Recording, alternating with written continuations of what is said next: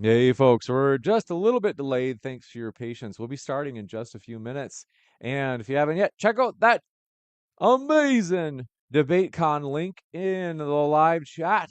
As you can see on screen, this summer's DebateCon, July 25th and July 26th, is going to be amazing. So I'm going to put that tickets link there right now. And also, like I said, we will be starting in just a little bit.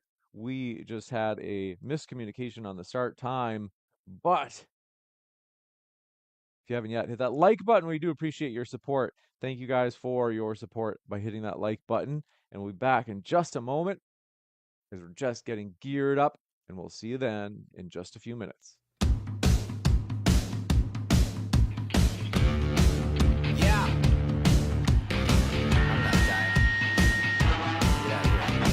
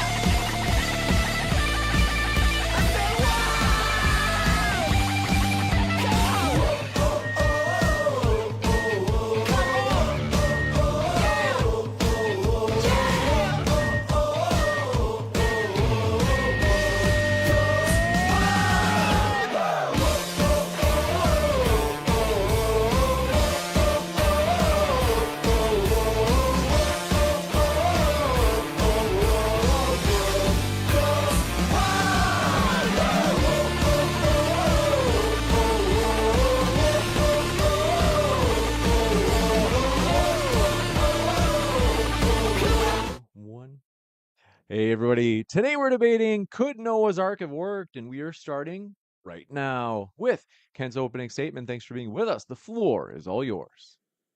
Well, thank you, sir. My name's Kent Hovind. I live in Lenox, Alabama at Dinosaur Adventureland, straight north of Pensacola, 70 miles. I've been a Baptist preacher 52 years, been a Christian 57 years. I taught high school science and math for 15 years. And yes, I believe the Bible is literally true and scientifically accurate. God made everything in 6 days. The Bible said in the last days there would be scoffers who would be willingly ignorant of the creation and the flood.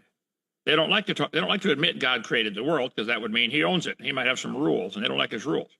They don't want to admit there was a flood, overflowed with water, because that would indicate God has authority to judge his creation. And he did, and he will do it again anytime he wants.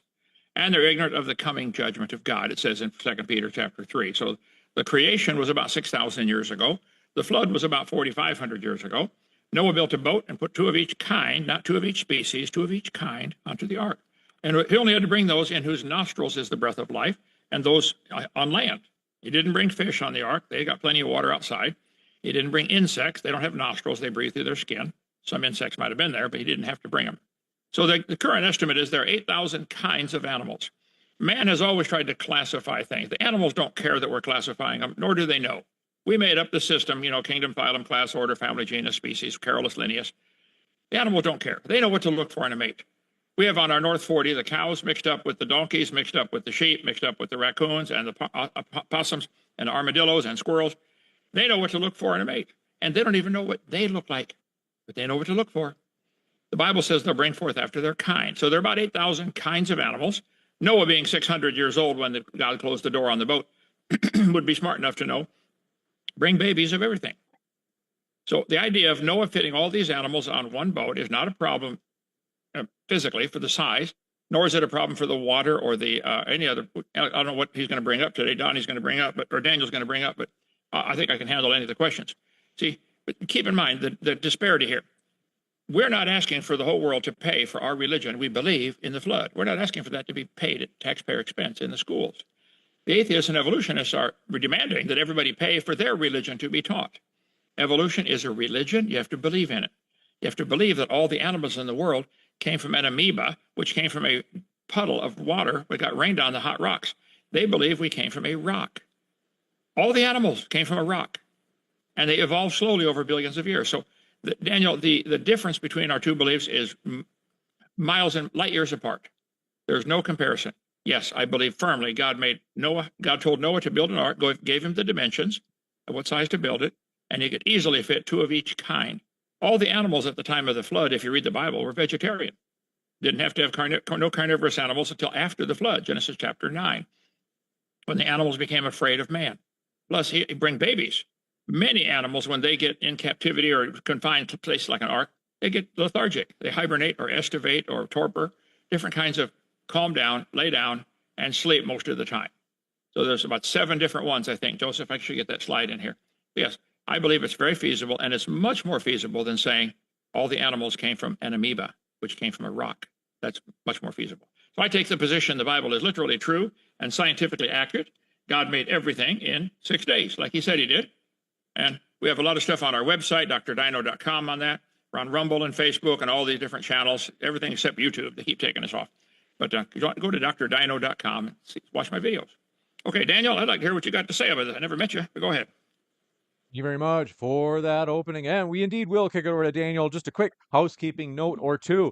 First, folks, check out Kent's and Daniel's links in the description box below. We are a fully neutral platform hosting debates on science, religion, and politics. We hope you feel welcome no matter what walk of life you're from. And if you haven't heard, if you've been living on a cave on Mars and you've had your fingers in your ears, as you can see at the bottom right of your screen, DebateCon 8, Modern Day Debates official flagship conference is happening July 25th and 26th. Andrew Wilson, Destiny, you name it. We have a stacked card. Check out that link for that event in Dallas. With that, we'll kick it over to Daniel. Thanks for being with us. Daniel, the floor is all yours for your opening as well. Yes, thank you very much. Thanks for having me here again, James. I do appreciate it. It's been a while since I've been on the Monday debate, and I'm looking forward to debating Kent because it's a crazy topic to sort of debate on, but I mean, we're all here to have fun and see what everyone's got to say about this. But I mean, look, I'm going to be arguing the story of Noah's Ark. While culturally significant and meaningful to many, it's not a real historical event. It's important to make sure everyone understands what the story actually claims, because not everyone grew up hearing about it in detail. According to the traditional account, thousands of years ago, the entire earth was covered by a global flood. One man, Noah, was instructed by God to build a massive wooden boat large enough to hold his family and every species of animal on the planet. The story says he gathered them all, kept them all alive for months, and then released them to repopulate the world once the waters receded. It's a dramatic and powerful narrative, but when we examine it through the lens of science, history, basic logistics, the story simply doesn't hold up as a literal event. First, there is no geological evidence that a flood ever occurred. The Earth's layers, fossils, and rock formations tell a completely different story. One of the gradual change over millions of years, not a sudden worldwide catastrophe. Second, no ancient civilization, recorded such a flood. Not recorded. Even though many advanced societies existed at the same time the story is said to have happened. A disaster that wiped out all of life on Earth would not have gone unnoticed by every culture except one. Third, the practical challenges of the story are impossible to ignore. A wooden ship of the size described would collapse under its own weight. The number of animals required to be in their millions as well, feeding them, cleaning up after them. Technology and manpower far beyond what a simple family could provide, even though on the boat as well there are animals that are actually predators who could attack the prey. And what we do find, however, is that many ancient cultures had flood myths, symbolic stories used to teach moral lessons or explain natural events. Excuse me. The Noah story fits this pattern perfectly. It's meaningful and it's influential, and it has shaped religious traditions for centuries. But meaning and history are not the same thing. So in this debate, my goal is not to attack anyone's belief, not here to attack Kent's belief. My goal is to show that we can look at the evidence, scientific, historical, and logical. The stories of Noah's Ark cannot be considered a literal, factual event. It is a myth, not a moment in Earth's history. Thank you very much. Thank you very much. And we're going to jump into the open dialogue first. Just a quick note. We'll have Q&A at the very end of the open discussion. You can submit your questions either by tagging me at Modern Day Debate. Otherwise, you can submit via Super Chat, in which case that'll push your question to the very top of the list. And last but not least, as you can see at the... Oh, where is it? Oh, let me just pull this up. Thanks for your patience. Andrew Wilson takes on Owen Schroyer. That debate is at the end of this month, so it's about a week from now. I think exactly. And that's actually linked in the description box as well. Grab tickets for that. That's out on the East Coast 1 week from now. With that, gentlemen, thank you very much. The floor is all yours. Floor is all whose? Open dialogue. And Daniel. Okay. Well, Daniel, you made about 8 points that I need to correct you on. He did not take 2 of every species. Read my lips. He took 2 of each kind. The animals don't care how we classify them. Our modern classification system, which classifies them into species, a dog and a wolf are different species, but they're the same kind of animal, and they're still interfertile and can interbreed. So the estimate is, go to Baraminology.com. Baramin is the Hebrew word for kind, B-A-R-I-M-I-N. Baraminology.com. They have done a very thorough research on this. There are about 8,000 kinds of animals on land that had to go onto Noah's Ark. Well, and if you bring babies, it's not a problem. Well, at the time. So at the time of this event, there was only 8,000 kinds of animals. No. Today, there are Today? 8,000 basic. Today, there are 8,000 basic kinds of animals. There are probably millions of species. There are 30 different species of squirrels. They probably had a common ancestor called a squirrel. Noah didn't bring 30 pairs of squirrels on the ark. He brought a squirrel kind, and they have now diversified. Great Danes and Chihuahuas Yeah. probably had a common ancestor called But a dog. you also have to think about as well is doesn't matter how many animals there was, but even to have two of the same species, as you say, there's still the upkeeping of having the animals on there, like general waste, keeping predators away from the prey. You're changing topics, Daniel. Can they fit Well, on the ark? Yes, 8,000 kinds of animals. Well, if they're all babies. how big was the ark? 515 feet using the Egyptian cubit. Five- Moses wrote the story. What length? Length Like- 515 feet long, 51 feet 500 high, 75 Fi- feet wide. 515 feet long to fit that many animals. What Right. about its depth? What about what? Depth. Oh, the depth.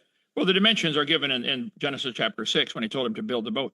But see, if the animals, and there were no predators, you've said that about 4 times now. Listen to me. There were no predators. Read the Bible story carefully before you criticize it. All the animals were vegetarian. The first chapter in the Bible, Genesis chapter 1, God said the animals are going to eat fruit or herbs, vegetables. Later, they became carnivorous. To change from a plant-eating lion to a meat-eating lion is a pretty minor change compared to going from a rock to a lion, which is what evolution teaches. So I think there's very common sense. There were no predators to worry about on the ark. You've said that a couple of times, so I'm trying to correct you. And there are about 8,000 varieties, 8,000 kinds, and you keep using the word species. The word species is not in the Bible. So this information comes from Genesis in the Bible. Correct. Right. Okay. And did God write the Bible? Because I'm aware that God reached out to Noah to build this boat. I just want to know if God if he wrote the Bible. Well, you're changing subjects again. No, This is yeah, a common tactic of the liberals over here in our country. no. When they get cornered. Yeah, I just want to know. But no, God inspired people to write the Bible. Mhm. God inspired 40 different men to write the accounts. Genesis Right. is written by 10 different eyewitnesses. Noah actually wrote a couple chapters in Genesis. Adam wrote part of it. Watch my So video this- number 7. So Anyway. this historical event was only recorded in the Bible, was not recorded anywhere else. There are 400 flood legends from around the world. Almost every culture that has ancient roots, China, India, etc., they all talk about there's a flood legend. They said there was a time when the world was destroyed by water. So you are not correct to say it's only in the Bible. There are 400 flood legends. There's a list of all of them on lostworldmuseum.com and on answersingenesis.com. You can look them up, Google it. Why would Yeah. 400 countries, why would 400 cultures have a legend or a story about a world being destroyed by the flood? Why would 400 different cultures do that?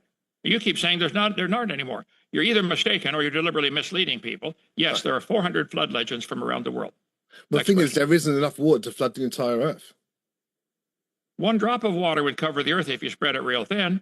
Right now, the ocean's average 12,000 feet deep. I taught earth Yeah, but science 15 years. Yeah, you say If that, you- but wasn't the height of the water over mountains as well? Wasn't the whole thing sort of flooded? Okay, this may be hard to understand over there. Now, listen, if you smoothed out the world and there weren't any mountains, if the world were smooth, it would be there's 8,800 feet of water everywhere. There's enough water in the oceans right now to cover the world 1.5 miles deep. You're assuming that the earth today with these high mountains had to be covered. There's your mistake. Yeah. The Bible says the scoffers would be ignorant of the creation and the flood. When the Yeah, world was flooded, because- the mountains came. Listen, the Bible says, you want to argue about the flood? The Bible says the mountains arose at the end of the flood. There was no Mount Everest until after the flood. The crust of the earth today is broken up into plates, and those plates are still flexing, moving around. That's why we have earthquakes and volcanoes and stuff. So if the earth was covered in water, and there's enough water out there right now to cover the earth 1 mile and 1.5 miles deep, 8,800 feet, Google it. The Pacific Ocean is huge. The earth is 70% underwater right now. Just smooth it out and it'll be completely underwater, 1.5 miles deep. Yes, the earth was flooded with water. And at the end of the flood, Psalm 104 tells us the mountains arose, the valley sank down, and the water ran off. It's interesting. Nearly all the mountain ranges follow the coastlines. So what happened to the water then? Did it It's still here. It's in the oceans. Take a cruise. Yeah. But the whole Earth was flooded. The whole Correct. of it. That's why he Correct. built the ark. Correct. So where's that? There was that water gone. Wait, what? The I don't water is- get. Well, I I don't know you get what don't you're get trying to. No. What I'm trying to say is I don't understand where the remaining water is if we've got 70% of water now. So where does it go? I'm baffled by this, Donnie. The Earth is 70% underwater right now, and it averages 12,000 feet deep. If the Earth were smoothed out and the mountains weren't there, if the Earth would just smooth everything out, the water would be 8,800 feet deep instead of 12,000, and it would cover the whole world. It's a simple physics, third grade science. The Earth, Right. there's 1 cup of water would cover the world if you spread it real thin. There's enough water out there right now to cover the entire Earth, 8,800 feet deep. Google it. So yes, the water from Noah's flood is still here. It's in the Have you- oceans. We call them Pacific, Yeah, but Atlantic, and Indian. have you tried Googling if there was a geological flood that's been recorded? telling you, Except for reading Genesis.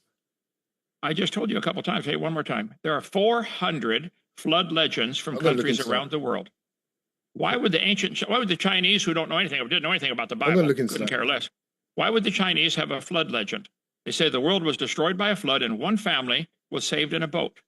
I do wanna- One of the Indian. Well, in the boat that they had I to do build. want to just jump in just because we could have a debate on whether or not the flood happened too, but in particular about the ark. I just know that if folks click expecting it specifically on the ark, they're going to say this is more broadly Okay. on whether or not the flood happened. And so the feasibility of the ark, like whether or not it can hold all the animals, the food, whether or not they can get rid of the waste fast enough, all that stuff, Okay.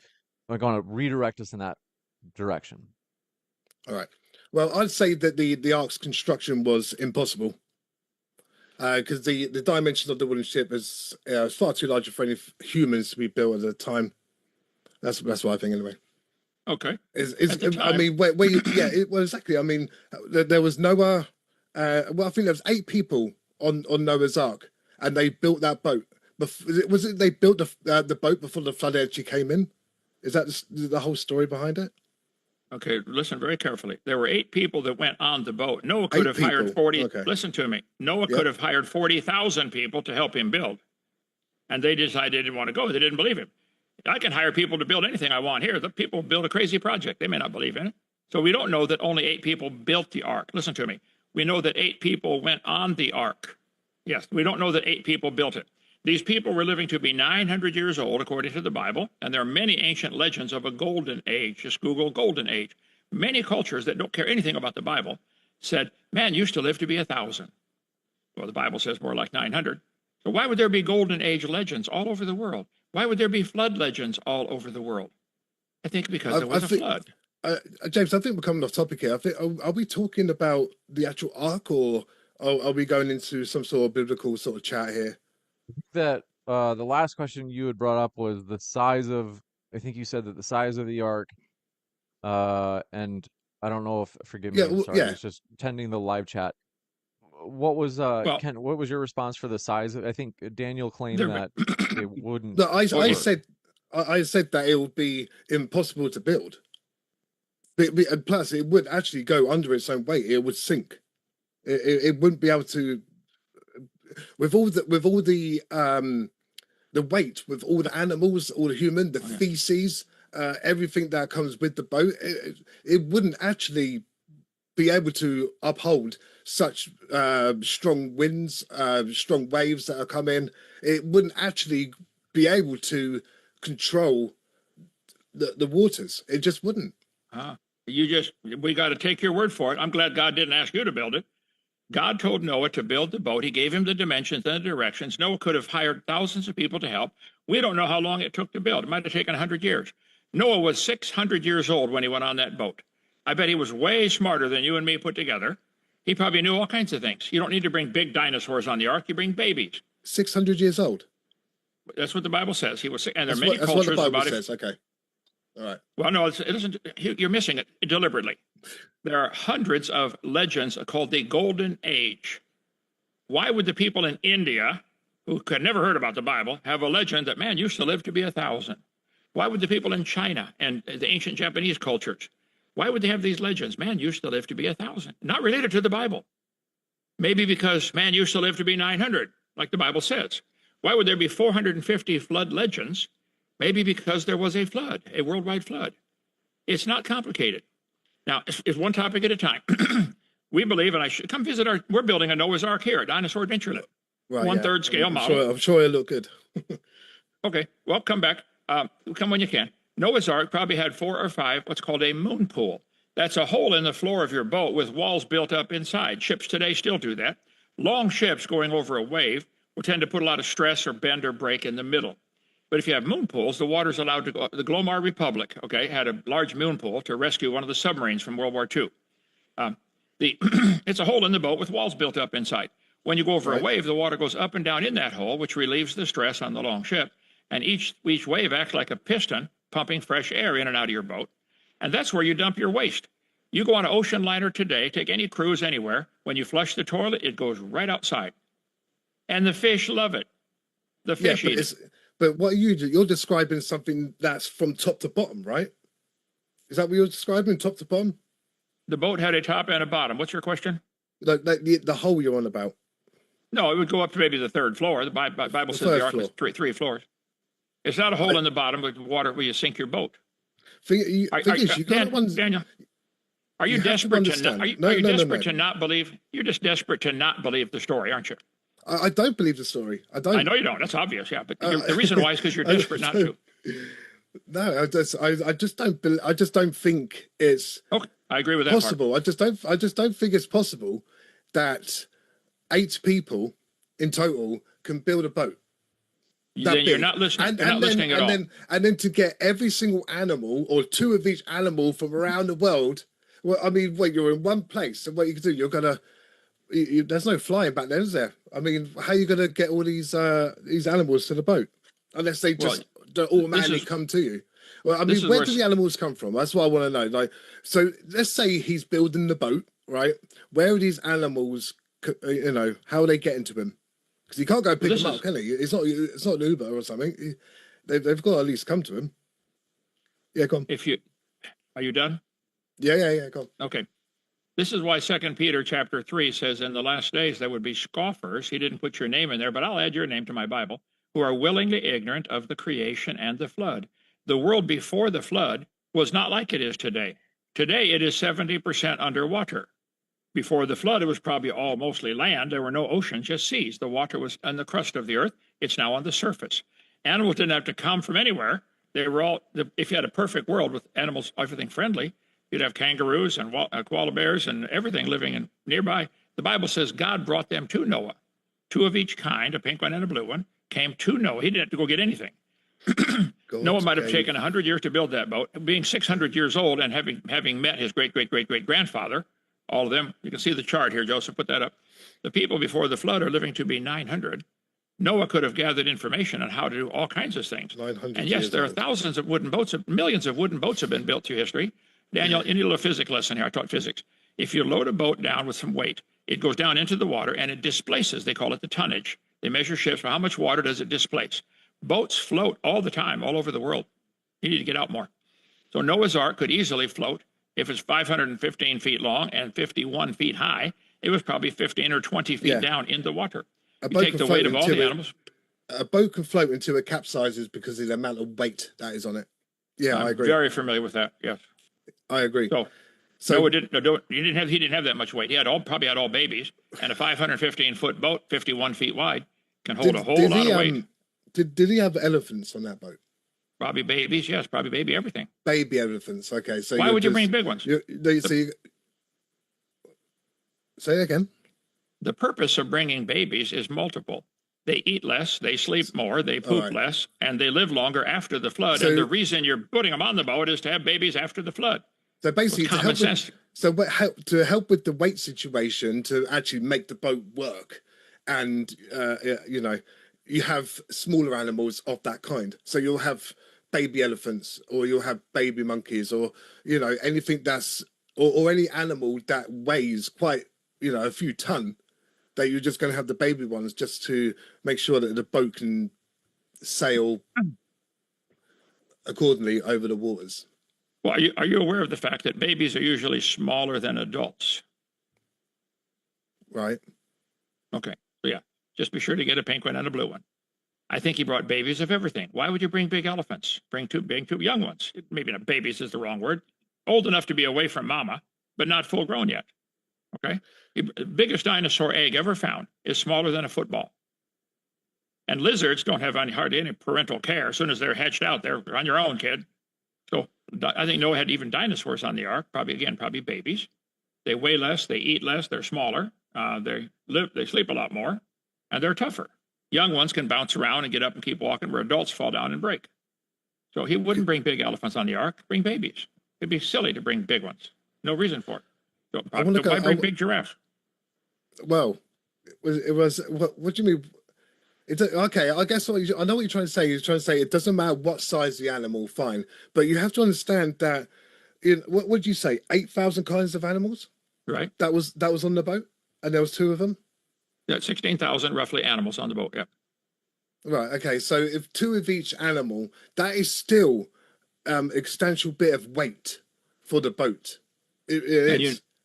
And you got to account for the food. You got to account for the actual people that are on it as well, which is probably wouldn't make a difference. Then what about the feces as well and everything? You know, the waste from the animals. What are you going to do? Just chuck them overboard or something, or you know, you mentioned this wormhole, whatever it's called, but you said that. But you only said that that's 3 stories from the bottom or the top. Sorry. It would be a tube, a column built inside your boat up to the 3rd floor. And you take the waste and feces and dump it in there, and the fish love it. They eat it. Google, what happens to an ocean liner when you flush the toilet? It goes right outside. Right, so fish love it. So, all right, okay, let me get it straight. So the boat, the hole is not going from top of the deck to the bottom, no? It goes all the way through the bottom up to the top deck, I'm guessing. So I don't know. Through the bottom, and you said up 3 stories. So does that mean that to get rid of the waste, you'll have to sort of go down to the third story and then get rid of the waste into the hole? Well, these people were awfully smart. I bet Noah, being 600 years old and his kids being over 100 years old, would be smart enough to figure out some system. You can make a little pulley and a rope and a bucket if you want. I'm sure they figured out a way. I'm only 73, and I can figure out lots of ways to get rid of the waste without causing a problem. But see, you are desperate to not believe this story. It wouldn't matter what anybody said. You don't want to believe it. Okay. I learned about this story in the school, and the thing is, I learned it on an RE lesson, religious education. Mm-hmm. Okay, so look, like I said, I don't really want to attack your beliefs. I'm an atheist. Okay, and we can fix that. And I respect my brother's Christian. He believes in God and Jesus, so I respect him there. But I mean, what the Bible says is just stories, and when it comes to the Noah's Ark in particular, it's so crazy that you couldn't believe it. It just couldn't happen. It just wouldn't happen. I mean, thing is, if it had happened, then why have we not done something like this again? Build a massive boat and put so much weight on it and all the animals. Why have we not done this again? I guess there's no need to. The world's not flooded. But have you ever seen a cargo ship? Have you seen all the? But it doesn't matter. Surely it doesn't have to be flooded. You can just make the boat. Well, you go ahead and build one. Daniel, have you ever seen a cargo ship where they stack those containers up 50 feet over the top of the ship? Why don't those boats sink? Because they're buoyancy, isn't it? Bingo. Noah's Ark was buoyant. You're getting it. There's hope, folks. Okay? Okay. Right. Okay. And go on. Go on. Well, I want to see where you're going with this. Since you're an atheist, I'm going to assume that you believe in the evolution religion, and you believe all the animals came from an amoeba or a bacteria, a single-celled creature of some kind. Yeah, and I heard your debate with Dr. Can't remember his name, and you spoke about this. This is something I'm not really interested in debating. Evolution is not something I'm interested in debating. We're here to talk about the Ark and how it's possible. Now, look, I got my view saying it couldn't be possible, and you got your view that it is because you're from the Genesis and God and everything. But it's just you know, it takes a lot. I mean, if you was to, this is taught at schools, and you would know that when kids are actually listening to their teachers about this topic, they're probably thinking it's, you know, it's imaginary, isn't it? Is in my eyes anyway, I guess. But to me, it was just an imaginary story, and I just brought it because I had to be there in my lesson, I guess. But I couldn't see the I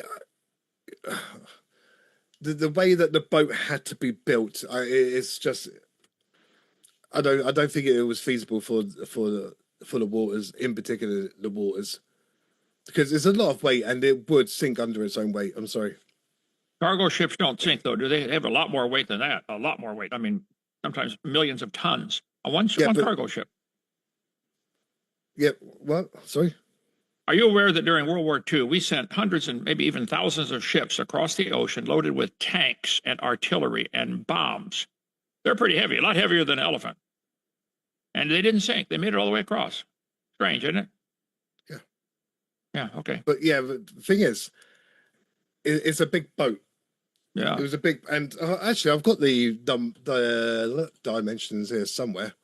515 by 51 high by 75 feet wide, I think. It's a big boat to carry millions.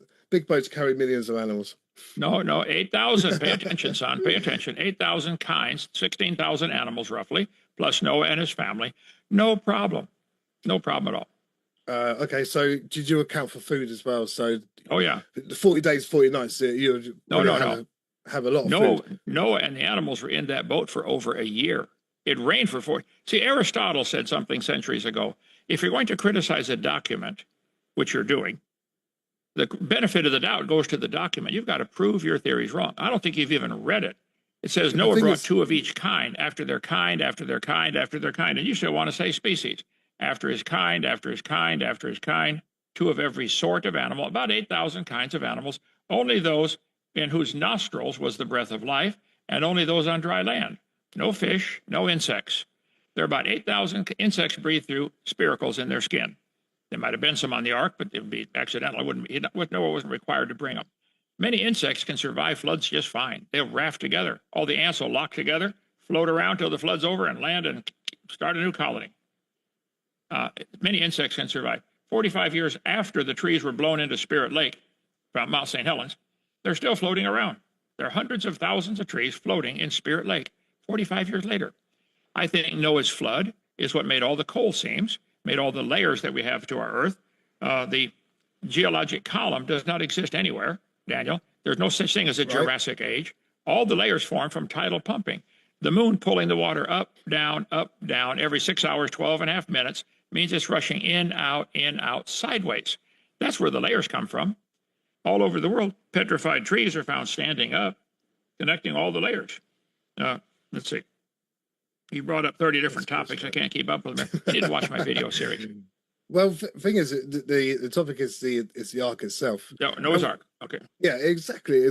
So, okay, God had asked Noah to build a boat for whatever reason, because of the flood. Was the flood coming? Can you just educate me here for a second? Was the flood coming, and he had an amount of time to actually build the boat ready for the flood? Oh, he probably had 100 years warning. The floodwater came from inside the earth. The Bible says the fountains of the deep broke open. If you read science journals, you'll see they're now claiming there are probably 10 oceans worth of water in the crust of the earth. There's still lots of water in the crust of the earth. I mean, 10 oceans worth, much more than is on the surface. The Bible says the fountains of the deep broke open. And so Noah's floodwater came from inside. The rain was 40 days, but that was insignificant compared to the total water coming up. And like I mentioned earlier, the earth today is 70% underwater. All you got to do is smooth it out, push the continents down, smooth everything out. The earth would be 8,800 feet underwater right now. Every square inch of it would be.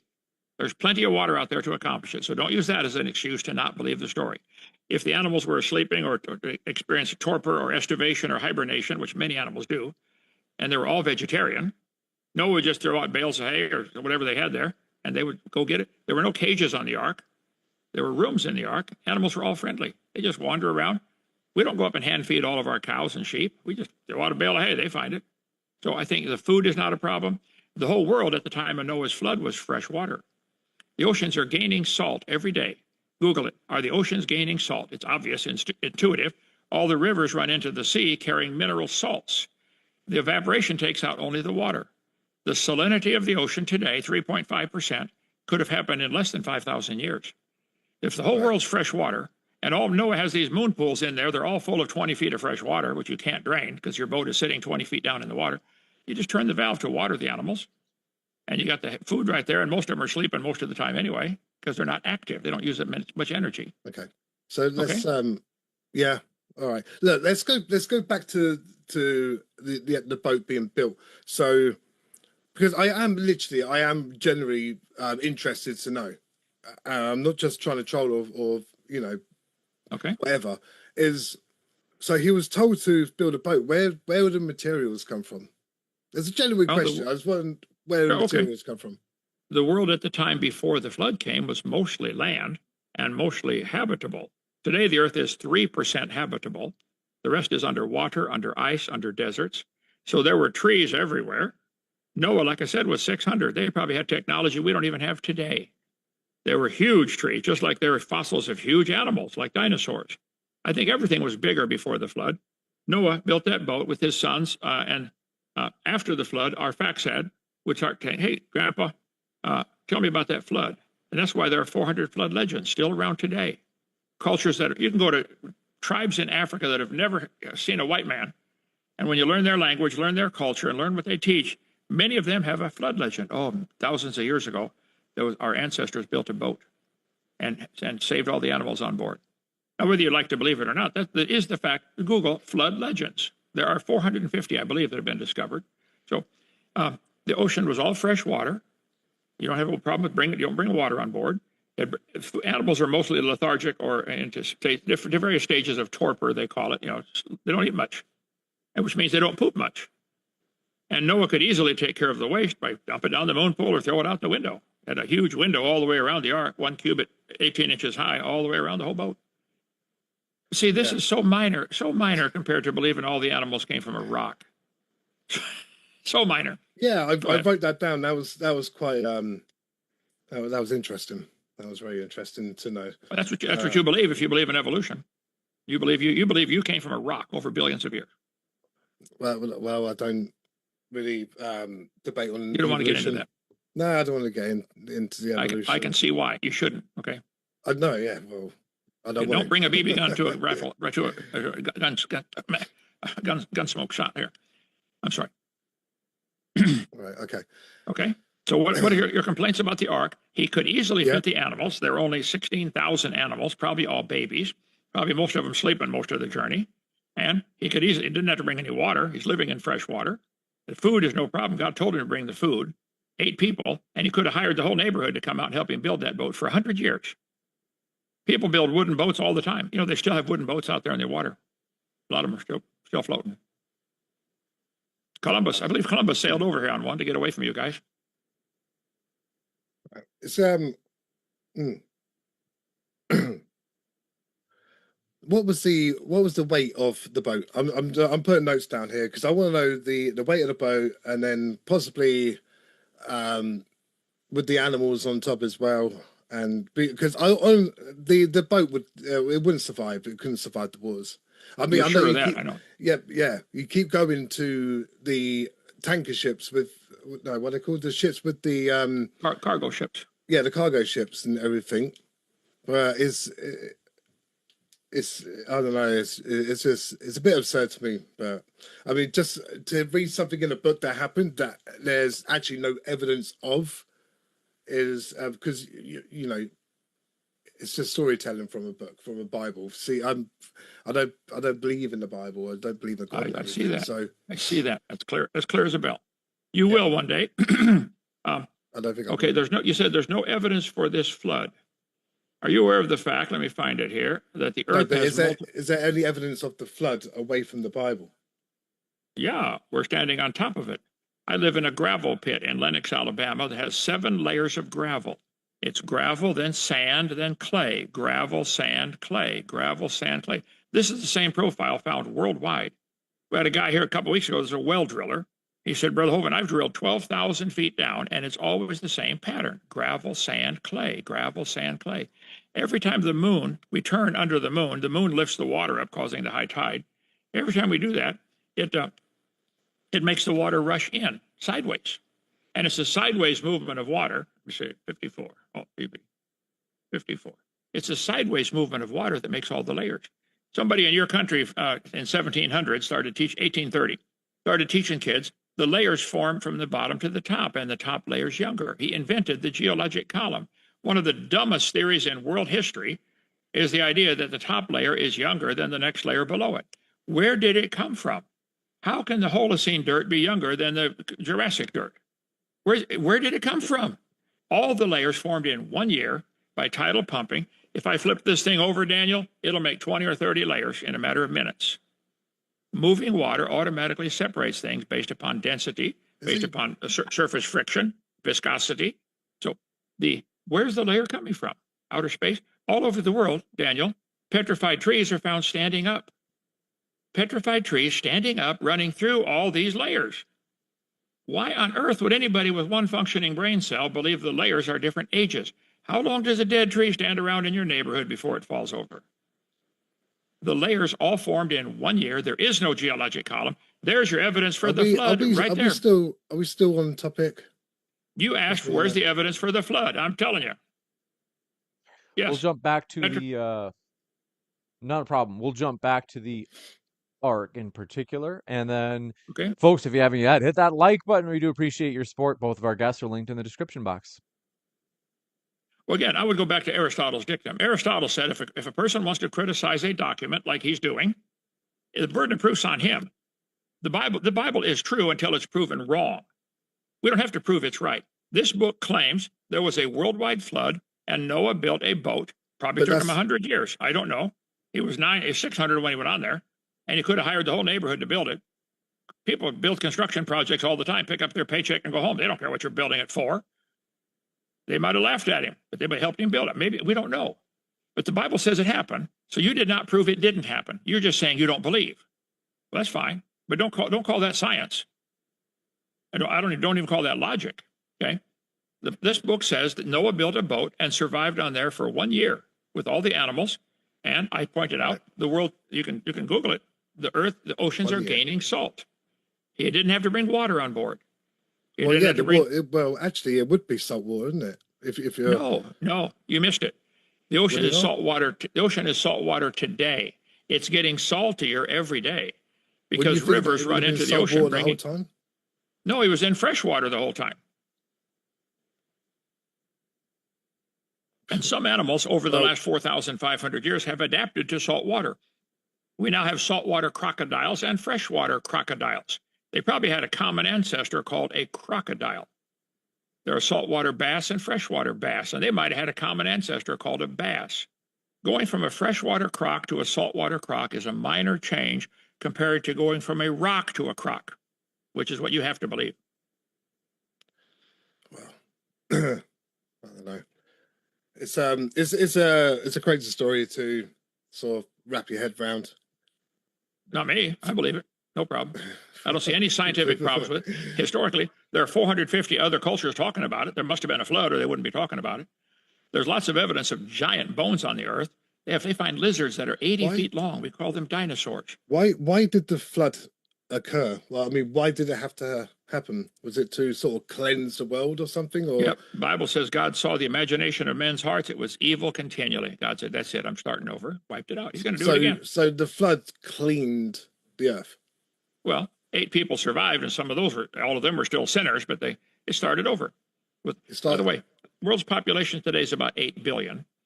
At the time of Jesus Christ, it was 1/4 of a billion. Google, world population, 2,000 years ago. We've gone from 250 million to 8 billion in 2,000 years. If you look at the population growth curve, you can Google it, population growth curve, it goes back to 8 people getting off a boat 4,500 years ago. Have you any evidence for that? Google population growth curve. You can do it right now. Well, I'm not going to cover that. I show all that in my video number 1. All the peer-reviewed journals are saying the population in 1800 was 1 billion. In today, it's 8 billion. Nobody And argues the population is growing rapidly, but it started 4,500 years ago with 8 people getting off Noah's Ark. do you believe the Earth is young, don't you? Oh no, Earth is 6,000 years old. That's old. Okay, I'm not going to get into that. Okay, you do. You think the Earth is young? That's No, I just told okay. you. I just told you. No, it's not. It's 6,000 years old. It's hard to think about Columbus trying to find this place 500 years ago. 500's a long time. 6,000 is bigger than that. Yeah, I think you're the Earth young is enough. about 6,000 years old. If you want to believe billions of years, that's wild imagination. That's SpongeBob stuff here. Billions of years. SpongeBob out, It's okay. imagination is all it is. Mhm. Okay. Oh, okay, Go ahead. that's fine. I mean, it's just big You don't boat, believe it. You don't want to believe big it. boat. It's that simple. big boat, loads of animals, the upkeep, the food, the waste, the fact the animals were all vegetarian, quite ironically, just so they could all survive on the boat, and you know, after 40 days or whatever, how long you said, they can come off the boat and you know come onto the newly cleansed earth. I don't know. It is storytelling. You have to admit it's bit storytelling for me. No, I don't have to admit it. You don't want to believe the story, because that story clearly indicates God has the authority to judge his creation. Do you believe God's going to judge you one day for your thoughts and your actions and your words? Do you believe there's going to be a judgment day when you die for you? For me, no. Yeah. Okay. No.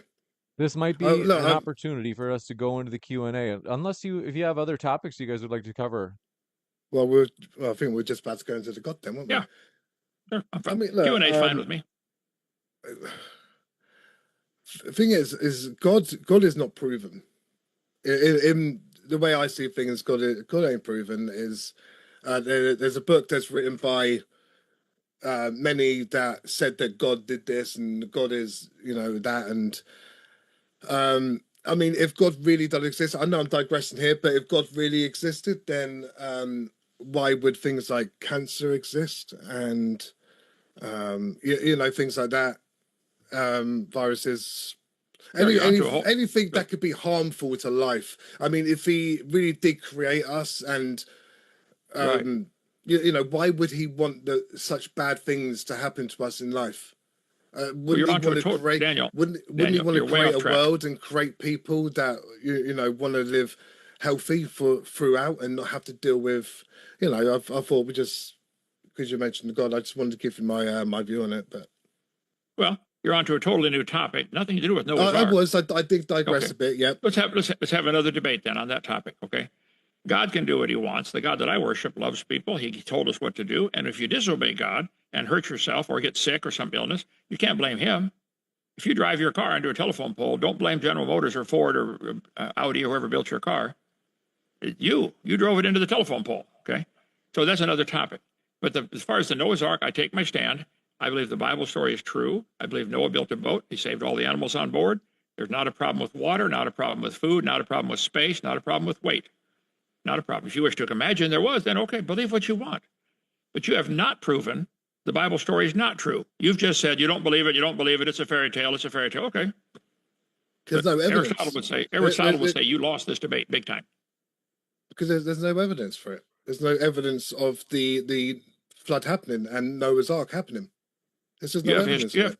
You have eyewitnesses who wrote down a story, said we were there, we were on the boat, we're the ones who built it. The Bible's not evidence. The Bible's To you, it's not. No. No. How do you know there was a queen in England, 400 years ago? You have historical evidence. You ever heard of history? you Where would. they write things down? Yeah, it would be documented, yeah. Documented. Here we go. I got a document right here that tells us it happened. This might be a good time to go into the Q&A. Want to say, Very folks, good thank time. you. Rescue Thank you very him. Go ahead. much. Thank you very much for your questions, folks. We're going to move through these as fast as we can. And if you didn't know, if you're in the Los Angeles area, we are doing a 5-on-5 in-person discussion. As you can see at the bottom right of your screen, this is going to be on Christianity on trial. So 5 Christians against 5 non-Christians, Muslim, atheist, you name it. If you're in the Los Angeles area, pinned at the top of the chat, there is a link where you can sign up as we want to get people involved in these in-person dialogues. With that, we're going to jump into these questions. We thank you very much for your question coming in first from, they call themselves Creationist Crybaby. This should be good. Says, Kent, we have fossilized marsupials in Australia, supposedly covered in the flood. So how did the marsupials travel back to their original habitat? Well, there's several obvious assumptions in that question. You don't know that was their original habitat. Maybe marsupials lived all over the world. Maybe they find marsupial fossils in other places, like maybe Antarctica even, you know? So first of all, I don't think we found all the fossils in the world, okay? Secondly, I think if you look at the fossils that have been found and cataloged, you'll find they find just about every kind of animal just about everywhere. So the pre-flood world was totally habitable. Animals could live anywhere. The fact that today, at least 100 years ago, almost all the marsupials, except for possums and here in America, all marsupials were found in Australia living today. That's where the last one they survived. You need to watch my video number 6. What happened to the flood water? Where did it go? Between Australia and Vietnam, Crybaby, if you look at a map of the continental shelf, you'll find the water around Borneo, Sarawak, Philippine Islands, all those thousands of islands in there, is 30 or 40 feet deep. If you lowered the oceans right now today, if you lowered the oceans 200 feet, they average 12,000. Take out 200 out of 12,000, not much, freeze it, stick it on the North Pole, make the ice caps bigger. We know the ice caps were bigger. They came clear down to southern Illinois. There's obvious scientific evidence the Earth had giant ice caps on both North and South Pole. That would lower the ocean level. If you lower the ocean level, the animals could walk anywhere they wanted. You could walk from here to England. You could walk up to Maine and go cross over to Iceland and Greenland and come out in Scotland and Wales. And it would all be, the English Channel averages about 60 feet deep, maybe a few spots that are 100 feet deep. Okay, it's 60 miles wide, but only maybe 100 feet deep. Lower the oceans 200 feet, everything is connected. Australia becomes a peninsula off of Vietnam. Do some research before you criticize the Bible. This one coming in from Jungle F. DPG Thing says, W. James, thanks for your kind words. All credit to the speakers. Their link below says, can't wait for July at DebateCon. See you this weekend in South Carolina, the best host in the debate game. Thanks. That's very kind of you. Amazing. And our guests are amazing. Check out both Kent and Daniel's links. We appreciate them. And thanks for your kind words, Jungle. The Curtis Hatchell Project says, there are human and animal footprints on the top of the sedimentary rock layers. We can prove the water never came back. This proves multitudes of humans and animals survived the flood outside the ark. I think that's for you, Kent. There are thousands of footprints of animals, dinosaur trackways, etc., and human footprints. Thousands and thousands of these have been found. During the flood of Noah, we do not know that the earth was underwater for a year. We do know Noah was in the boat for a year. If the crust of the earth is broken up like an eggshell, and it still is today, okay, with all the fault lines, the crust of the earth flexing up and down, there might have been some areas above water for weeks, months. The animals would see the high ground, run to the high ground. And then later, it's only got to be exposed to the sun a couple of weeks, and it hardens into stone. And then the tracks are preserved. There are thousands, maybe even tens of thousands, certainly thousands of dinosaur footprints, nearly always going the same direction. Google dinosaur trackways. There's a huge one in Glen Rose, Texas. I've been there a bunch of times. Mixed in those dinosaur footprints, nearly all of them going the same way, there are hundreds of human footprints mixed in with them. Right there, same layer. Humans and dinosaurs, probably both running from the rising floodwater. It might have taken 6 months or 8 months to kill everybody outside the boat. There would have been plenty of time to leave footprints behind that could harden into stone. You can take a piece of clay. We got tons of it in our gravel pit here. Get some pottery clay. Shape it into whatever you want. Shape it into a coffee cup. Stick it out in the sun. In 3 days, it'll be hard as a rock. So it's not a problem with the footprints. The fact that there are human footprints and animal footprints does not prove they survived the flood. It proved they survived the first part of the flood. That's all. Do some research. You got it. Thank you very much for this question coming in from Heapsies. Says, Daniel, try not to argue. Kent is extremely... Okay. They say, just act like you're explaining your point to us. He won't absorb it. Okay. Just an insult toward Kent. This one from Momo, writer of Zut, says, Kent, you always say the Grand Canyon proves the flood. but fast enough water to carve a mile-deep canyon in a year would have destroyed the clean horizontal layers you use as flood evidence in the same breath. Which is it? Well, it's not which is it. I didn't say, I've never said the flood made Grand Canyon. The Grand Canyon probably formed 20 or 50 years after the flood, when the lake that overflowed. If you get a map of that area, Arizona, New Mexico, and all that, and look at the elevation lines. Draw a line at, say, 7,000 foot elevation, trace that out. If you plugged up Grand Canyon today, if you just plugged it up, a giant lake would fill up going clear back to California, to Colorado. And if you go into Colorado, you'll see there's still a beach line where there used to be a big lake, and there's no lake there. That lake, they call it Grand Lake and Hopi Lake. You can Google it. It's a lot of stuff on the internet about it. Just simply plugging Grand Canyon would create two giant lakes. Grand Canyon, the Kaibab Plateau, would be a dam to hold these lakes. At some point, I'm guessing a few hundred years after the flood, those lakes got too full. What happens when any lake gets too full? It goes over the top, and it starts eroding the other side, and the erosion eats its way backwards. I'm going to give a tour in a few minutes to the group that's here. I'll show them our miniature Grand Canyon. Google what happened at Mount St. Helens. The mudslide from Mount St. Helens blocked off the Toutle River. Well, you don't just block off a river without eventually a problem coming. A giant lake backed up called Spirit Lake. It got too deep, went over the top, carved out a miniature Grand Canyon, I think in 30 or 40 minutes. Let's say it happened 100 years after the flood, and all the layers of the earth were still soft. It's going to harden on top. Once the hard layer gets on top, it turns to rock, lithification. The rest is going to be moisture-filled, soft mud, trapped. Then once it cuts through that rock and hits the soft stuff, then erosion goes crazy. I don't know. Watch the video when I get to heaven and see how it happened exactly. But I think the Grand Canyon probably formed 100 years after the flood because of Grand Lake draining, not because of Noah's flood. I think all the layers to the earth happened in 1 year in Noah's flood. You guys have never explained why we have petrified trees that are standing up. They're all over the world. Thousands of these are found. I just showed you pictures of them. I can get to my slide. I got 40 million slides here. So it's not a problem at all. So no, I've never said the flood made Grand Canyon. Read my lips. The flood made the layers to the earth. Every time the tide pulls the water up and down, it's rushing in and out sideways. Google experiments in stratification. Watch the video where the guy shows as water's moving sideways, it'll form 8 or 10 or 15 layers at the same time. The layers do not form top to bottom. They form sideways. So really, guys, you guys who criticize the Bible really ought to do some more research before you criticize the book written by the God of the universe who's going to be your judge one day. Okay?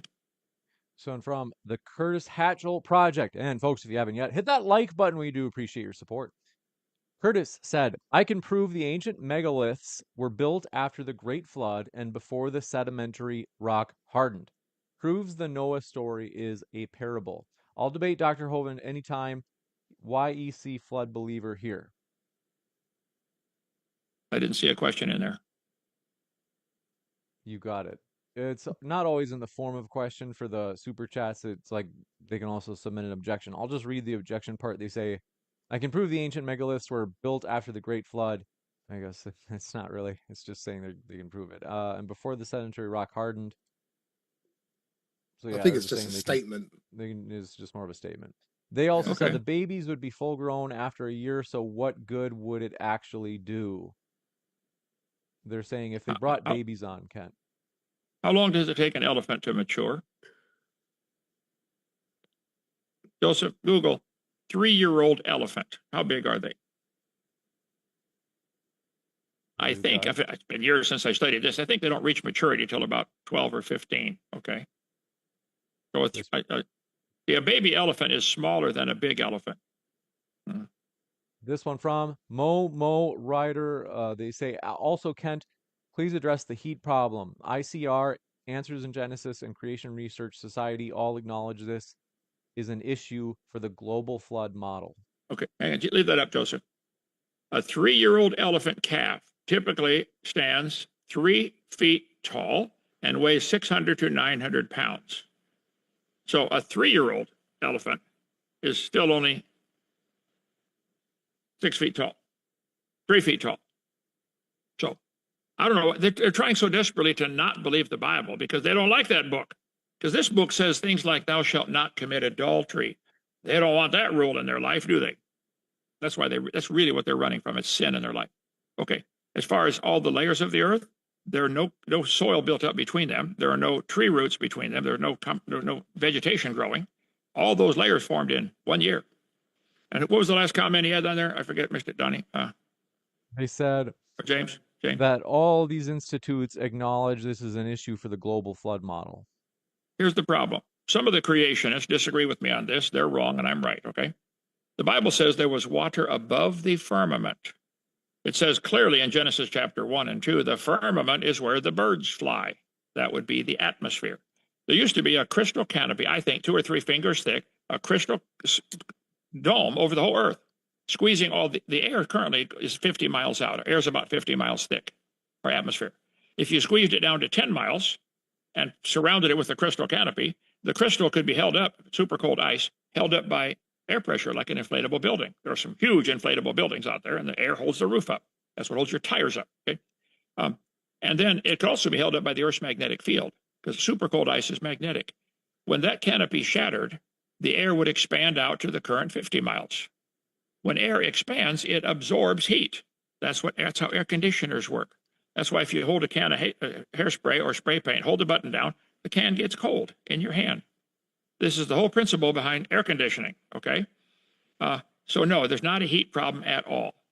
The heat supplied by the latent heat of condensation when it rained, or the movement of the crust of the earth, sure, there'd be heat generated, but it would be equalized or dissipated or neutralized by the expanding of the air. Prove I'm wrong. This one from Bubblegum Gun says, Kent, how did kangaroo surf to Australia from Ararat?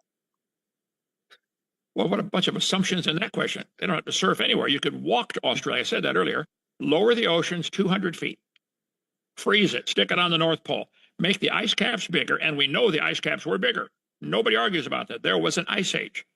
If your ice caps are bigger, then the continents are bigger because the oceans are smaller. If you lowered the oceans 200 feet, you can walk. You don't need to surf. You can walk to Australia from America. You could walk from America over to Greenland and Iceland and England or Norway. You could walk to Australia from here if you lowered the oceans 200 feet. Kangaroos getting off of Noah's Ark in Turkey, animals would spread out. They had 400 or 500 years before those ice caps would melt back. It would take 400 years for that much ice to melt back. As it melted back, it would slowly raise the ocean level. That's why there are hundreds of legends of proof of cities underwater, like the lost city of Atlantis. Why would there be cities underwater today, but no bones found in there? Nobody died. Well, they built their city and then realized, hey, the ocean's coming up, guys. Every 40 or 50 years, they got to say, look, we got to move. We're being flooded out. If the water came up today, 100 feet, all of Pensacola would be underwater. I lived there for 27 years.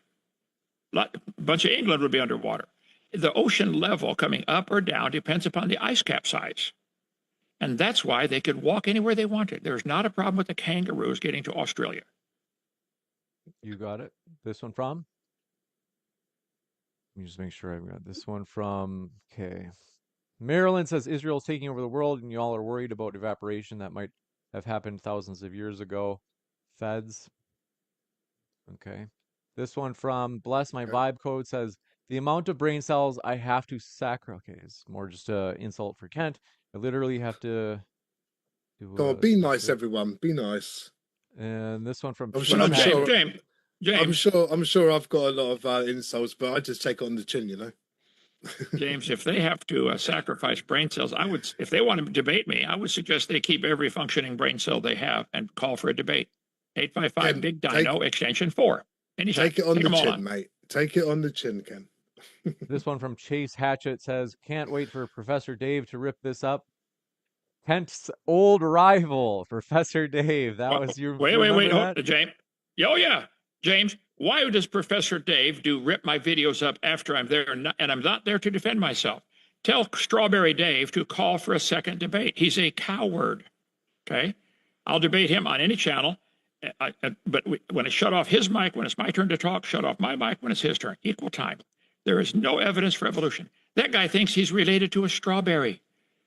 I don't Right. care anything he believes. I would, if he told me it was raining, I'd still go outside and look. We'll jump Okay. to the next one. Anytime. Call him. Call him. All right. Kent wants round 2. This one from the Curtis Hatchell Project says, Kent argues against evolution, but his religion doesn't work without it. No human or animal has a common ancestor. That's pseudoscience for the ark. That's a generic, empty, airheaded statement, okay? We know humans produce humans. That's been observed many times, okay? We know cows produce cows. That's been observed thousands of times. We do not know that cows and humans have a common ancestor. That has never been observed. We observe. Science is what we can observe, study, test.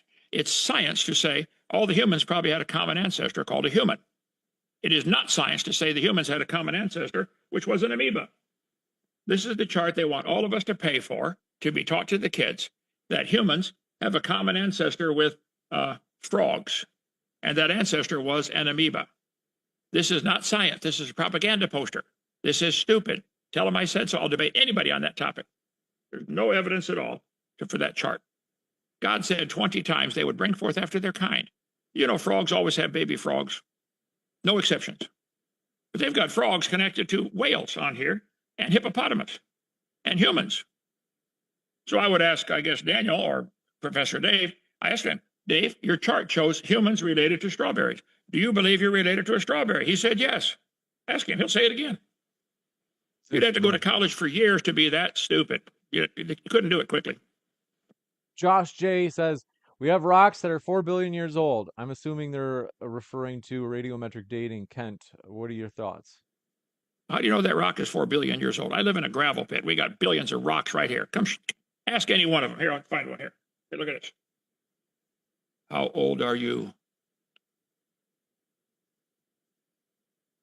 That is stupid. I'm sorry, dumb. This one from, do appreciate your question. Rational Nomad says, if the Egyptians were a result of curse after the flood, why do we have proof of their pre-flood existence? Where is water damage? We'll give you, they say, one topic at a time. Well, yeah, we'll give you a chance to answer that. Okay, I think everybody who studies Egyptian history will admit they greatly exaggerate the date. This guy was the king for 200 years or whatever. They built huge pyramids to bury these guys in. They exaggerated. I don't think anybody that knows their stuff really trusts Egyptian history for giving the correct dates. Okay, I think some of the people might have come before the flood. That civilization might have been preserved in records. Okay, there were civilizations before the flood. The flood would kill all the people. It doesn't kill the history. Then after the flood, the people started building cities. And if they're still living, if you look after the flood, they still live to be 400 years old. You could still learn a lot in 400 years. You could still build a lot in 400 years. And you could go talk to your great-great-grandpa, Noah, who's still alive.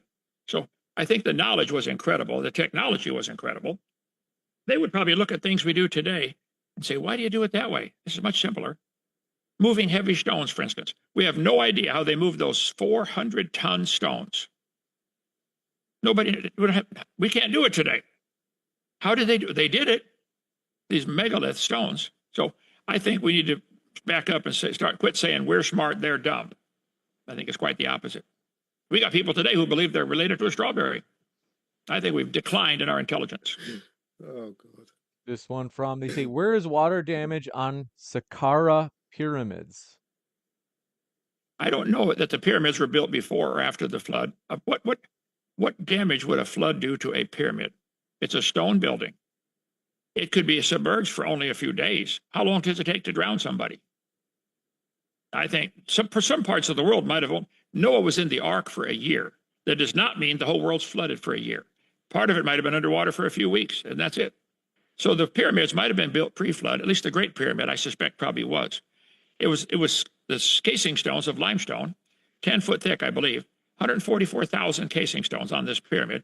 They were so tightly fit together you couldn't even find the seams, let alone put a piece of paper in there many times. So a flood would get it wet and dry out and be done. What evidence would you want to find? If it's only underwater for a couple of days or a week, it's not going to leave any problems. Especially if it's built that tight, watertight, maybe. Chase Hatchett says, an adult elephant is bigger than a baby elephant. Say, thank you, Kent. this that He's, was that because guy's he's catching on. He's catching on. By the way, adult cows are bigger than baby cows too. you got it. This one Did from it say they had big elephants or small elephants on the ark? No, it just says 2 of each kind, not species, 2 of each kind. Okay, so you don't know if they were big elephants or they were small elephants. No, I would just say it's common sense. I mean, I'm not 600 years old like Noah was, but I'm smart enough to figure out and bring babies. this All right.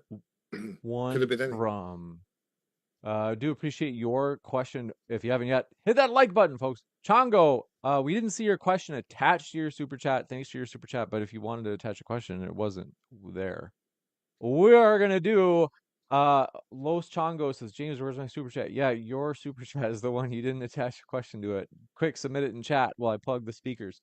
Folks, you can find both Kent and Daniel linked below. What are you waiting for? Check out their links right now. Even if you disagree with them, there's value to hearing it straight from the horse's mouth. In other words, rather than hearing someone summarize what they say, you might kind of miss something with the paraphrase. You can go straight to their channel, straight to their website, and hear it from them. And I'm going to look for Chongo's question really quick as I'm just waiting for him.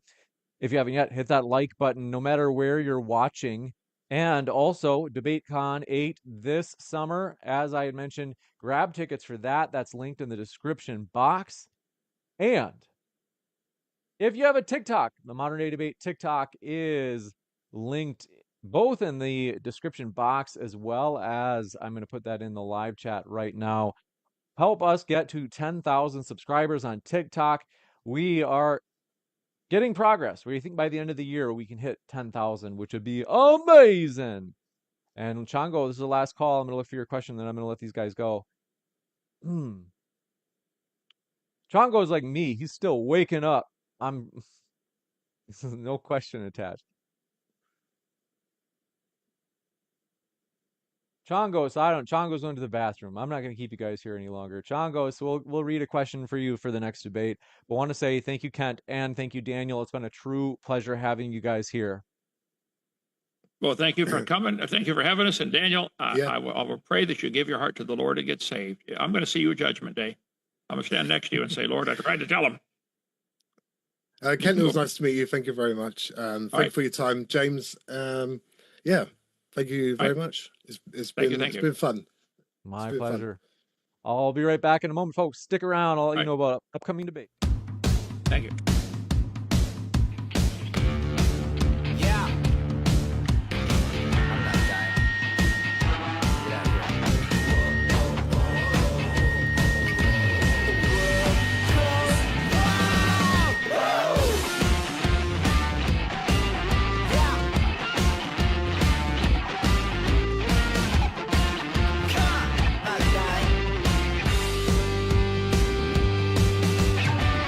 We're dancing.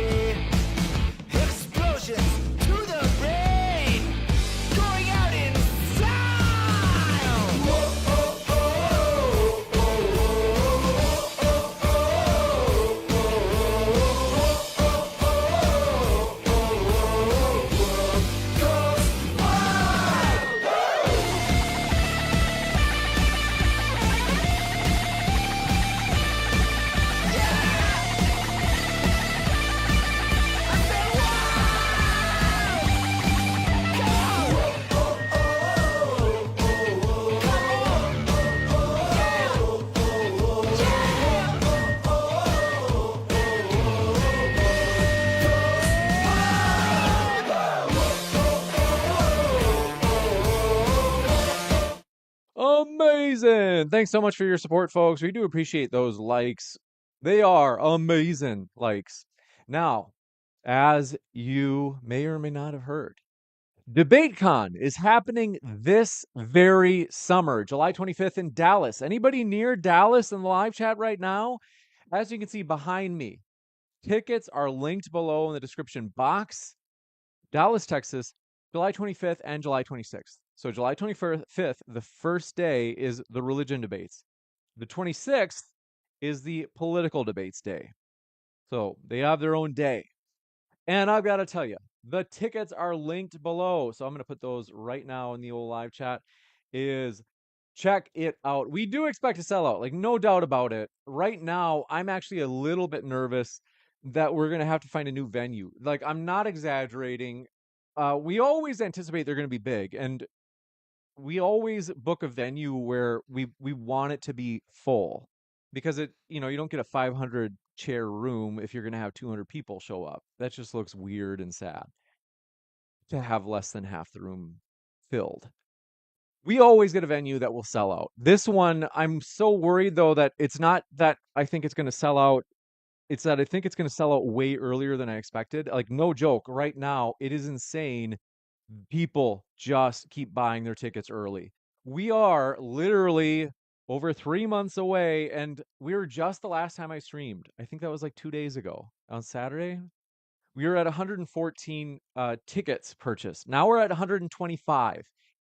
I think we're probably going to land around 300, and we might have to get a different venue that's bigger. It would be on the same date, that's for sure. But I'm a little bit nervous that, given how popular it is, it's a good problem to have. We might have to get a different venue. So get your tickets right now, because I don't know if we're going to get like the venue. I'm not sure. Get them, because I don't know if we're going to be able to find a bigger venue. It's already been very hard to find a venue that can fit 250 to 300. So to find one that's affordable, that's going to fit like 350 to 400, which is, I think, where we might actually land for ticket sales. I'm like, Brandon S. So grab your tickets now, grab them soon, secure your ticket. And Brandon S412, thanks for asking, says, can you ever have a debate on the East Coast? Actually, amazing. It's amazing that you asked. I'm going to pin right now on the live chat. Andrew Wilson will be taking on Owen Schroyer on the East Coast, University of South Carolina. So that is pinned in the live chat. It's also in the description box if you're watching later and there's no live chat. Find that in the description box below. Andrew will be at South Carolina. So yes, right there on the East Coast, just like you asked. And that's about a week from now. So that's 8 days, because it's going to be next Tuesday. So I'm going to fly out this coming Sunday, which, that makes me think I've got to think about planning my schedule around my sister's. I'm going to have breakfast with my sister, but plan around breakfast with your flight departs. So that's amazing. Now do hit that like button. We appreciate it. It does make a difference. Seriously, every time you guys hit a like, I get one more hair on my chest. Help me to become a real man, finally. I need all the help I can get. Now, if you're like, bro, South Carolina's cool, but I like North Carolina. Well, amazing. I'm putting another link in the live chat right now. It's also in the description box. Rachel Wilson will also be debating next week. So that'll be on next Wednesday at North Carolina, Wilmington. So it's a University of North Carolina, Wilmington. So satellite of the University of North Carolina.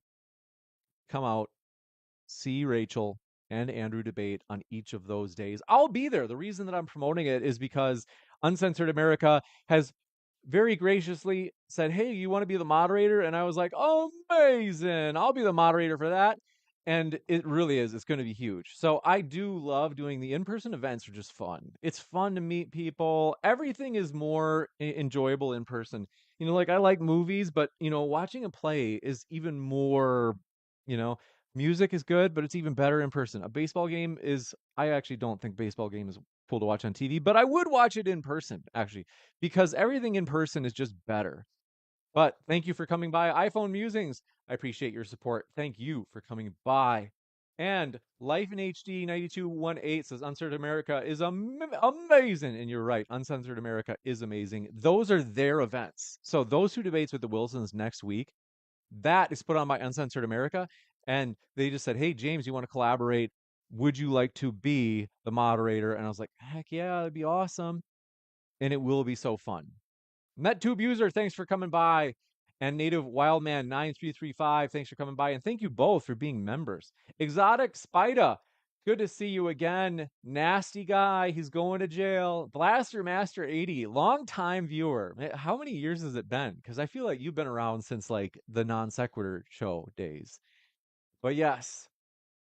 A Houston 06 says, hit the like, guys. James, bring in the fire. I appreciate your support. Please do hit that like. Now, in addition to those events, which are linked in the description box, we have a new Facebook page. If you would like to help Modern Day Debate, I want you to check out our Facebook page. It's linked in the description. It's also linked in the live chat as we were trying to grow that bad boy. We are uploading clips soon. We're waiting on Facebook to give us a thumbs up on something for uploading the clips. And not only that, maybe you're like, James, I don't use Facebook. That's for boomers. But don't worry. If you have a TikTok, help Modern Day Debate get to 10,000 viewers by the end of the year. That's our goal. We want to get to 10,000 viewers by the end of the year. Right now we're at 3,800. So we're at a great start. And I totally believe we can get there. So basically, it's going to happen. We're determined. We're excited about it. It's been blessed that it's already off to a great start of growth.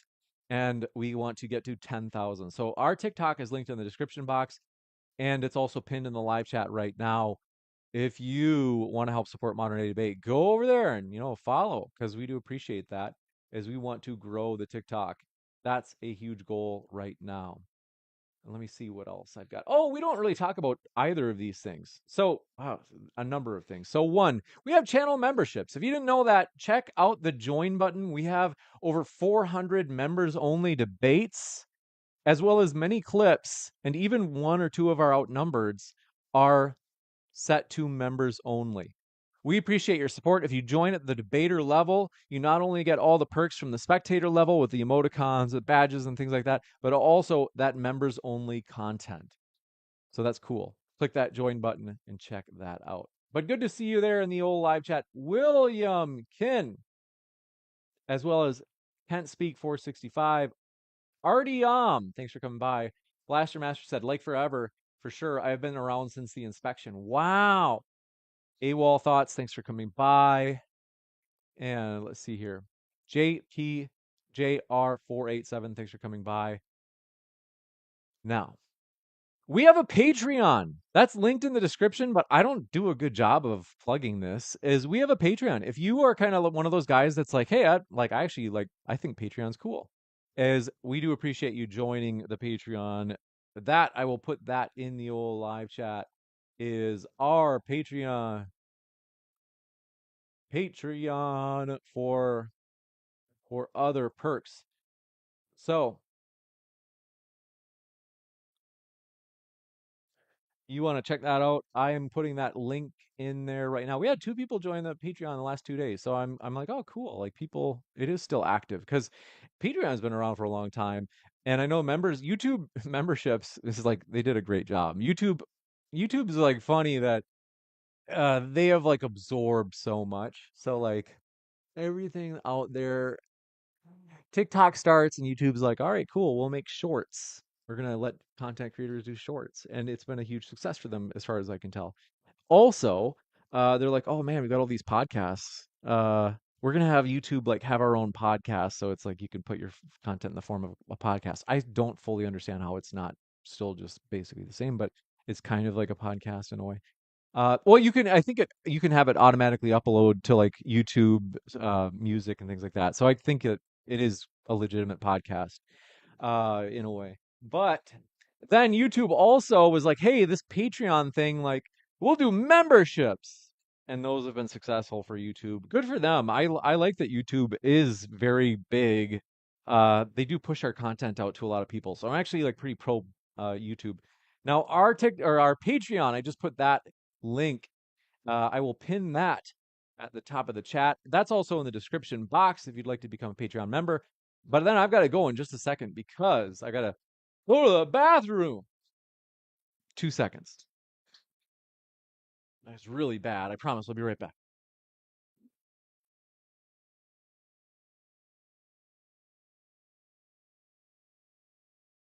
Amazing.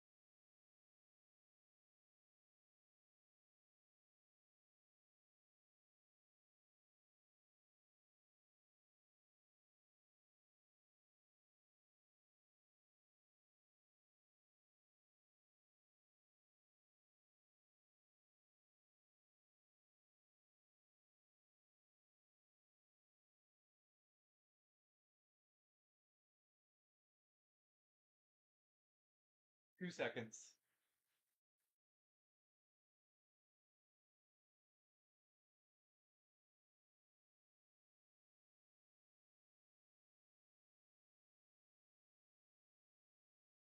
Is it already 1 o'clock? I've got to go pretty quick here. I usually go to the coffee shop and work.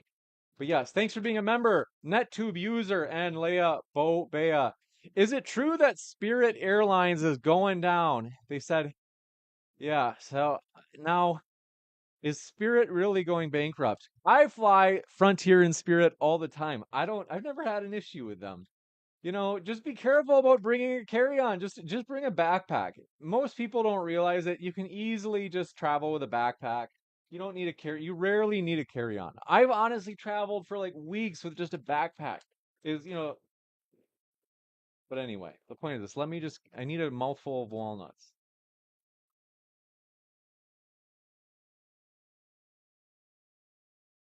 Hmm.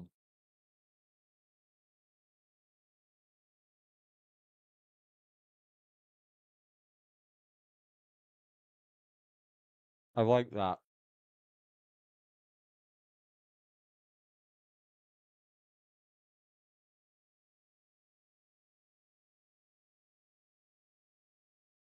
Well, one last plug.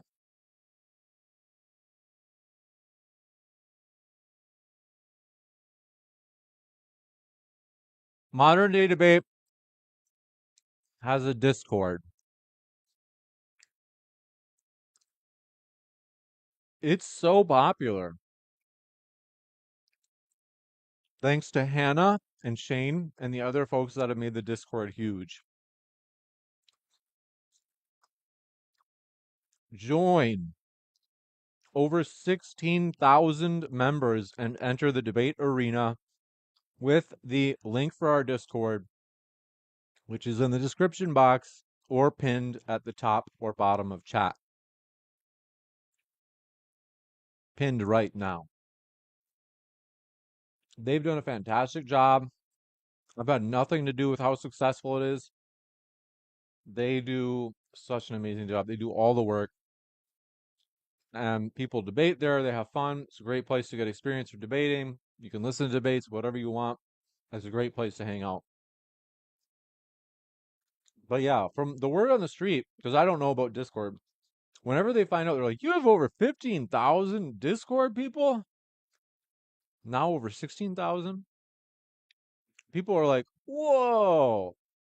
I guess that puts the Discord in like the top, like 99, or yeah, like 99th percentile. Like, so very popular. Check that out. All credit to Shane and Hannah and others. NetTube user, thank you. I appreciate that. But yeah, thank you guys for all your support. AZ, I see you there in the live chat. Elmer Gutty, 1994. Thanks for coming by. Thank you guys for all of your support. Life in HD, Exotic Smita, nasty guy going to jail. Not really. He's a nice young man. Chief Tuscaloosa, thanks for coming by. Crooker, too, thanks for coming by. Thank you guys for being subscribers. Hagios Mindset, thanks for being a subscriber as well. A Houston 06, thanks for being a subscriber. Thanks for all your support, guys. I love you. We already have another debate this week. So if you haven't yet, hit that subscribe button, as we might have a debate with Destiny this week. Rob Noor will return this Thursday. That'll be another big debate. Then Vocab Malone on whether or not Black Americans are the original Hebrew Israelites in the Bible. Very controversial. Get ready for that one. And then we might have one on Saturday. That's up in the air. But thank you guys for your support. Keep sifting out the reasonable from the unreasonable.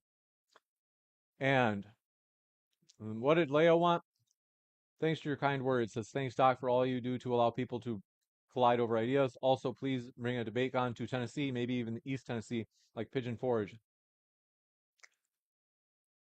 You're just in Tennessee. But we will probably go back to Nashville because it was a great spot. And they've got a couple of great venues I really like there. So that is actually very feasible. Nashville is cool. So we'll at least planning on going to Tennessee more broadly. But thanks, guys, for your support. Keep sifting out the reasonable from the unreasonable. We will see you in the next debate.